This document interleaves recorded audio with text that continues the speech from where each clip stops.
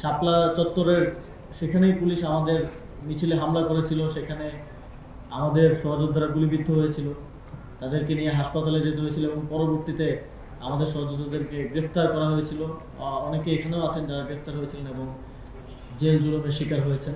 এই দিনগুলোতে যেন আমাদের বাংলাদেশের ইতিহাস গড়তে, বাংলাদেশের স্বাধীনতা সার্বভৌমত্বকে টিকিয়ে রাখতে এবং গণতান্ত্রিক আন্দোলনে যারা শহীদ হয়েছেন ভবিষ্যৎ বাংলাদেশে যাতে তাদেরকে যে নেতৃবৃন্দই আবার সরকারে আসুক, ভবিষ্যৎ বাংলাদেশেও যাতে তাদেরকে সর্বোচ্চ সম্মান এবং শ্রদ্ধার সাথে স্মরণ রাখা হয়। যেই ঐতিহাসিক শাপলা চত্বরে 5ই মে যারা শহীদ হয়েছেন তাদের নাম আমরা শাপলা চত্বরে স্থায়ী অবকাঠামোতে লিখিতভাবে রেখে যেতে চাই, যাতে করে যখনই কেউ শাপলা চত্বর দিয়ে যায় সেই শাপলা চত্বরটাই আমাদের ইতিহাসে 5ই মেকে আবার জীবিত করে তোলে। তারপরেও সেই শহীদদের নাম যেন সেখানে স্বর্ণাক্ষরে লিখিত থাকে, যাদের নাম ইতিহাস থেকে মুছে ফেলার চেষ্টা করা হয়েছিল। একটি জাতির পরিচয় বহন করে যে সেই জাতিটা কিভাবে তার শহীদদের স্মরণ করে তার উপরে ভিত্তি করে। আজকে আমরা বেশিরভাগ কথাই বলছি 5ই মে শহীদদেরকে নিয়ে, কিন্তু এই অনুষ্ঠানে 19 জন 2021 সালের মোদী বিরোধী আন্দোলনের যারা শহীদ হয়েছিলেন 19 জনের মধ্যে 14 জনই বিবাড়িয়াতে শহীদ হয়েছিলেন।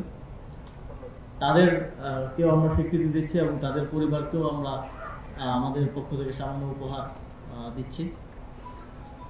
2021 সালের আন্দোলনে আমরাও রাজপথে ছিলাম এবং শাপলা চত্বরের সেখানেই পুলিশ আমাদের মিছিলে হামলা করেছিল। সেখানে আমাদের সহযোদ্ধারা গুলিবিদ্ধ হয়েছিল, তাদেরকে নিয়ে হাসপাতালে যেতে হয়েছিল এবং পরবর্তীতে আমাদের সহযোদ্ধাদেরকে গ্রেফতার করা হয়েছিল।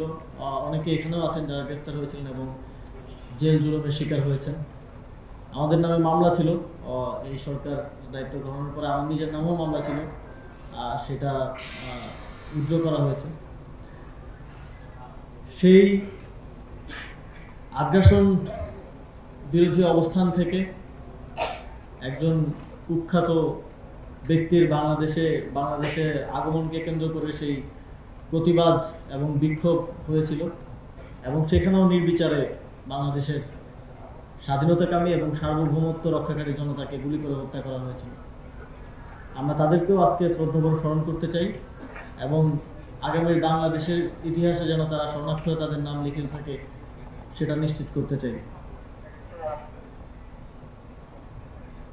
ইতিমধ্যেই এই উদ্যোগ যখন আমরা গ্রহণ করছি, যখন এটা নানাভাবে অনেকেই জানতে পারে, নানাভাবে এই উদ্যোগকে বাধাগ্রস্ত করার চেষ্টা করা হয়েছে এবং সামনেও হয়তো আজকের অনুষ্ঠানের পর আপনারা দেখতে পাবেন যে নানাভাবে এই উদ্যোগকে করার চেষ্টা করা হবে। আপনারা ভালো করে জানেন এবং আমরা সবাই জানি যে কারা সেটা করবে। পরাজিত ফ্যাসিবাদী শক্তি নানাভাবে এই উদ্যোগের বিভিন্ন বিষয় নিয়ে প্রশ্ন তোলার চেষ্টা করবে। আমরা যেন এই বিষয়গুলোতে সতর্ক থাকি এবং সচেতনভাবে এই বিষয়গুলোকে দেখি, সেই অনুরোধ থাকবে আপনাদের প্রতি। এছাড়া সর্বোপরি বক্তব্য দীর্ঘ করবো না, আপনারা